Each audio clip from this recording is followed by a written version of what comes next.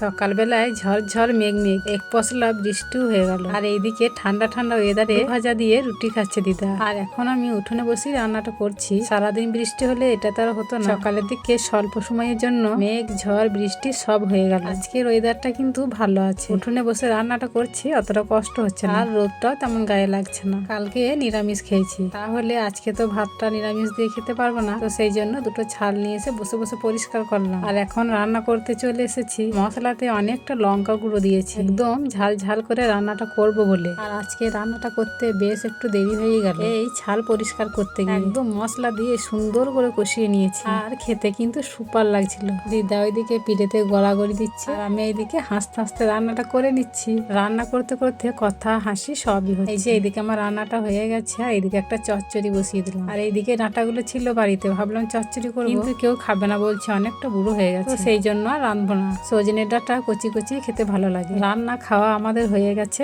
রান্না খাওয়ার পর বিরক্তিকর কাজ হচ্ছে এই চারিদিকে সব এঁটো পরিষ্কার করা, ঘরে বাইরে পিড়েতে চারিদিকে, যার যেখানে খুশি বসে খেয়েছে। আর ও এই যে এক্ষুনি বাড়ি আসলো কাজে থেকে, স্নান করবে বলে জল আনতে গেল। আজকে বিকেলের দিকে ওয়েদারটা কিন্তু ভালোই আছে, ও গরম লাগছে না, ওয়েদারটা বেশ মনোরম আছে আজকে। তো বন্ধুরা টাটা।